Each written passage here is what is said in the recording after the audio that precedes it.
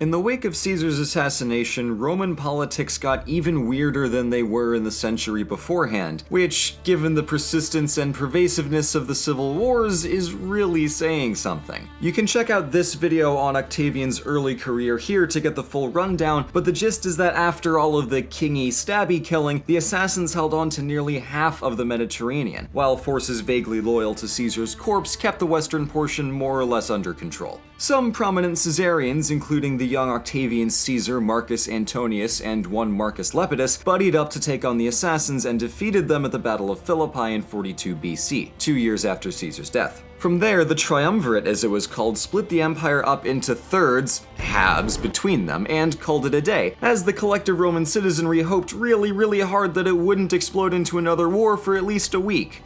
Or 2. Well, bad news, kiddos. The Roman Republic has been living on borrowed time for over a century by this point already, so realistically we're looking at 4, maybe 5 minutes tops before it all crashes down. Fun times, right? Let's do some history. The period of peace after the defeat of the assassins and the gutting of the anti-Caesarian members of the Senate in the notorious proscriptions was an uneasy one, to say the least. Memories of several different battles fought, Italian fields burned and drenched in Roman blood, and family members killed were swirling in everybody's minds. So a lot of people were unconvinced that they were looking at a long-term solution. In poetry, this period is known as the Great Fear, when everyone was really anxious about civil wars. Fearful, you would say, and 100% certain that there would absolutely be more of them. Rome's greatest poets at the time, Horace and Virgil, both acutely touch on the constant fear felt by the populace. And, as it happens, the poets were pretty much right about the big bad specter of civil war. In the East, Antony had been consolidating his power by striking up alliances with nearby monarchs in a bid to accumulate money and military might for his planned campaign to Parthia. But perhaps most importantly, he pulled a Caesar and sauntered over to Egypt to schmooze with Cleopatra. In the West, Octavian had a lot of problems. His land reforms got the sympathy of his legions, but proceeded to alienate the rest of Italy pretty handily. Because that's kind of what happens when you confiscate people's land and give it to your army instead. In 40 BC, Antony's wife Fulvia led a revolt against Octavian and very briefly captured Rome. Octavian then pushed them out to Gaul and quashed the rebellion, after which he sacrificed 300 of the conspirators. Not imprisoned, not even executed, sacrificed. Octavian performed human sacrifices on fellow Romans on the altar of the deified Julius Caesar on the anniversary of his death. In the ancient world, a lot of animals got sacrificed, but when it comes to humans, and especially fellow Romans, Romans did not do that. So I'm just gonna put this one up next to mass murder of innocents on the list of stuff Octavian does that makes me deeply distressed. Now, the golden rule of late Republican Rome is that anyone named Pompey is guaranteed to be a colossal pain in the butt for anyone named Caesar, and that's definitely the case here. Sextus Pompey, son of Pompey the Headless, had been tooling around in the Mediterranean for the better part of 8 years following Caesar's assassination, blockading ports and regularly cutting off Rome's food. Octavian was understandably miffed about this, but couldn't really do anything about it since Pompey had Senate-sanctioned control of Rome's entire navy. Even though the triumvirate was able to defeat the assassins a few years beforehand in a land battle, they were practically powerless against the only real navy in the Mediterranean. Technically, Egypt had a pretty great navy too, but they don't count because they're, not Roman, and also Cleopatra was solidly in the Mark Antony camp and would not have helped out Octavian. Anyway, after a treaty broke down and Pompey inflicted a humiliating defeat on Rome, Octavian's general and all-around badass right-hand man Marcus Agrippa proceeded to take matters into his own hands by building up a navy of his own from scratch.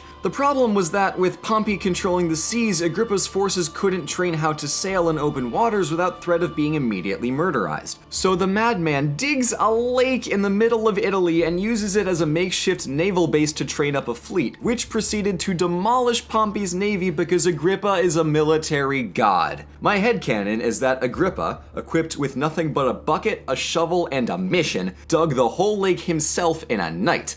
But archaeological evidence has yet to corroborate my rock-solid bulletproof hypothesis. Still working on that one. After Agrippa's solo carry against Pompey, Lepidus attempted to seize Sicily for himself, after which Octavian said, whoa, who let you leave the house? And immediately ejected him from the triumvirate, confining him to the priesthood. Was this, legal?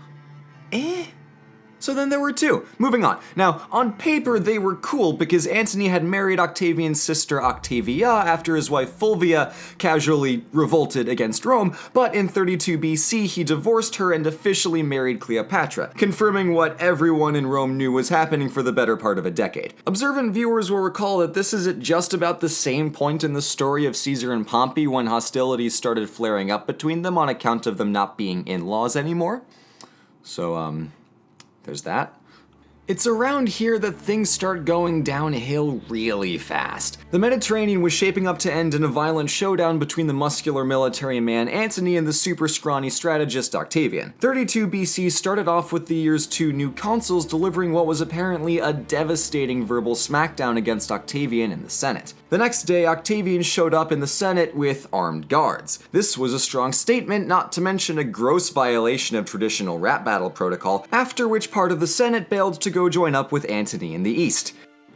You'll have to forgive me, it's a little bit hard to hear with this massive echo in the history. Anyway, unfortunately for the senators, they found that Antony's half of the Republic was kind of suckish, so a few defected back to Octavian. But in the confusion, Octavian sneakily got a hold of Antony's will, which, among other things, included the neat little fact that Antony wanted to be buried in Egypt with Cleopatra, and he'd bequeathed entire Roman provinces to his children with her. Not only was this distinctly kingly behavior on his part, it was kingly behavior in service to a foreign state at Rome's direct expense.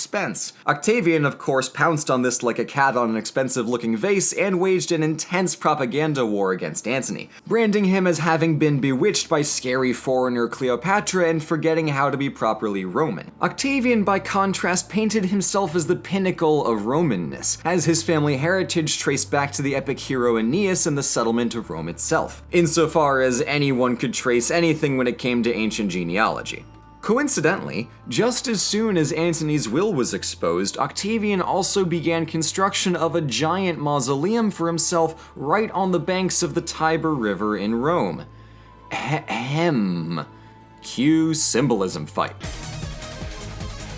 But perhaps the most important message that Octavian pushed was that Antony had become a slave to Cleopatra. By framing the problem as Antony was corrupted by this evil foreign queen and her probably mind control boobs, he neatly avoided the touchy subject of civil war. Control over the narrative was key, and Octavian had it. When he entered into war with Antony in 32, all of Rome was convinced that the prime antagonist was Cleopatra, and didn't think that Octavian was making a power play to seize the whole of Rome for himself. But no time to worry about the complex political implications of large-scale conflict, because off to war we go. Octavian's controversial land redistribution scheme from a decade earlier paid dividends when he was able to take the loyalty of several entire legions to the bank all at once. And once again, Agrippa, my boy, comes in clutch. First, he prevented Antony from sailing from his base in Greece to Italy, which would have been a very bad time for Octavian and friends because Rome was not a long march away. After that, Antony and Cleopatra's armies set up camp at Actium in northwest Greece, with his supply chain running down to the Isthmus of Corinth and through to Egypt. Agrippa, because awesome is his middle name, proceeded to intercept and cut off Antony's supplies at Corinth and then blockaded him into the Bay of Actium, forcing a battle. While dozens, if not hundreds, of poems have been written to commemorate Actium, I'm not sure there's ever been a bigger anticlimactic letdown in all of Roman history. Cannae? Heartbreak. Zama? Drama. Everything that Caesar did in Gaul? Badass. Actium? Meh. For how consequential of a battle it is, it's shockingly uninteresting. All of the actual cool stuff happened before the battle. Agrippa laid on the moves to force the fight, and then after that, Cleopatra and Mark Antony decided that leaving and losing was better than being captured and probably killed, because honestly, fair. So they broke the blockade and bailed. After the battle, everyone just went home. Octavian went back to Rome to tidy up the state and deal with the bread famine, and Antony and Cleopatra went back to Egypt armyless but alive. The next year, Octavian came to a defenseless Alexandria. Sources are all over the place, but the general gist is Antony killed himself, Octavian tried to get Cleopatra to come to Rome to be a fixture in Octavian's triple triumph, and Cleopatra pulled a Dido by giving Rome the finger through a gratuitous suicide. Which, good for her, I think? Girl power? I'll have more to say about Cleopatra soon, but for now, she just got the really short end of the Civil War stick. In any case, now that our boy Octavian had cleaned up at Actium, annexed the Duat out of Egypt, and did who knows what with the bodies of Antonius and Cleopatra, the totally not a civil war was won and Rome was finally at peace. Yay! Given the straight century of world-spanning civil war that Rome had just gone through, it should be no surprise that people were really glad about this. In the years that followed, Octavian consolidated power under the guise of restoring the Republic, even though most people knew and honestly didn't care because they were either glad the civil wars were over in general or were among the 2/3 of the Senate that Octavian himself installed. Also, to mark his new position, he changed his name to Augustus, meaning the increased one. He almost changed it to Romulus, and then he decided to not give historians everywhere a giant headache. So, thank you, Augustus. And that's the near immediate collapse of the triumvirate and the final war of the Roman Republic. Bottom line is that while Mark Antony was a very dangerous adversary who could have won had he paid more attention to his wits instead of his girlfriend's let's say, eyes, Octavian had the board tilted in his favor from day one. Not only was Octavian a superior strategist, but he got the most use possible out of his advisors, finding by far the best general of the day in badass extraordinaire Marcus Agrippa, and winning a crucial propaganda war thanks to his friend Maecenas, Rome's biggest patron of poetry and the arts. Octavian's victory goes to show that clever strategy on and off the battlefield means more than sheer numbers. Stick around for next time as we see what the reign of Augustus ended up actually looking like, and how on earth he actually went about permanently reshaping Rome as an imperial monarchy. But before we go, let's take a minute to appreciate the crisp, clean-shaven features of our boy Augustus, whose mind was amazingly sharp. Almost as sharp as the quality razors you can get if you sign up for this video's sponsor, Dollar Shave Club. Boom, segue. If you want to get a nice clean shave, the razors are usually pretty expensive, and if you don't want to pay a lot, you often end up getting rubbish razors that cut your face up real bad. I have been there. It is unpleasant, and in either case you have to go to the store.